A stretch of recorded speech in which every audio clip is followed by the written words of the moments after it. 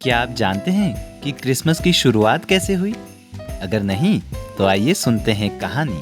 बहुत समय पहले, समय के शुरू होने से भी पहले, बौनों के एक समूह ने जादुई जंगल से दूर एक नई जगह पर रहने का फैसला किया।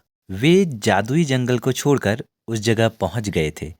ये जगह बर्फ और ठंड से घिरी हुई थी।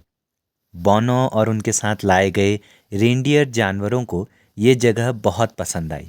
आपको पता है आजकल इस जगह को किस नाम से जानते हैं? नॉर्थ पोल, यानी कि उत्तरी ध्रुव। बौनों को पता नहीं था कि आगे क्या होगा, इसलिए 5 परियां इंग्लिश में इसे हम कहते हैं फेरीज, उनके साथ साथ चल रही थी। इसमें थी ब्लू फेरी, ग्रीन फेरी, ऑरेंज फेरी, पिंक फेरी और येलो फेरी। और वे सभी लोग मिलकर गाना गा रहे थे। वो फेमस गाना आपको याद है ना, क्रिसमस का गाना। Jingle bells, jingle all the way. Oh, what fun it is to ride in a one-horse open sleigh. Hey! सबसे आखिर में खुशी से भरे हुए एक बूढ़े बौने सेंटा क्लॉज और उनकी पत्नी आए। सेंटा एक बहुत ही दयालु और उदार इंसान, हर कला में माहिर और लकड़ी के खिलौने बनाना उन्हें बेहद पसंद था। सभी उनका बहुत सम्मान करते थे।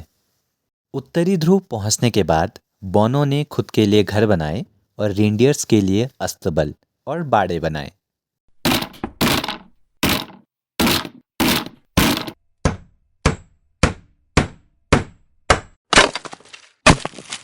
अपने घरों को रोशन और गर्म रखने के लिए बौनों ने सूरज की किरणों का उपयोग किया।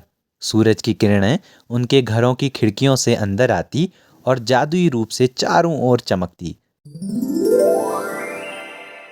ग्रीन फेरी एक बार तुर्की गई, जहां उसने एक सफेद दाढ़ी वाले बूढ़े आदमी को देखा जो लाल रंग की लंबी पोशाक पहने हुए था।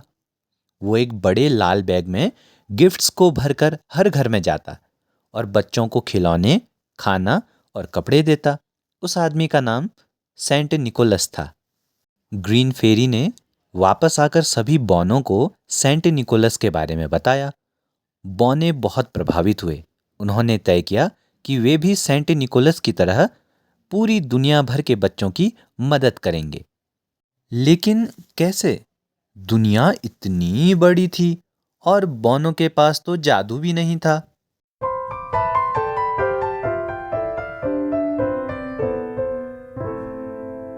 ऑरेंज फेरी बोली, मैं मदद कर सकती हूँ, मैं रेंडियर्स को उड़ा सकती हूँ। येलो फेरी ने बोला, मैं एक बौने को जादू से एक दिन के लिए खास बना सकती हूँ। उस दिन वो रेंडियर्स के साथ पूरी दुनिया में गिफ्ट्स दे सकेगा।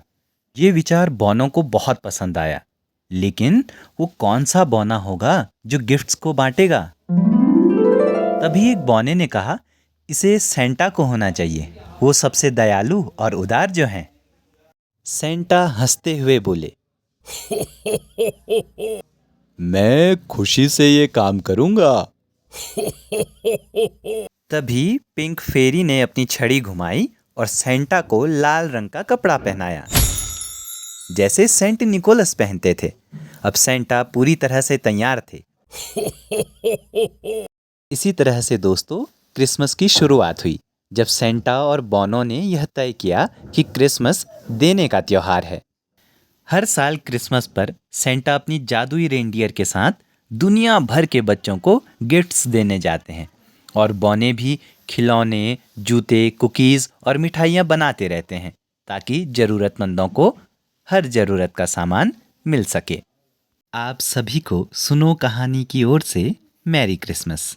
इसी तरह की और कहानियाँ सुनने के लिए इस चैनल को लाइक, शेयर और सब्सक्राइब कीजिए।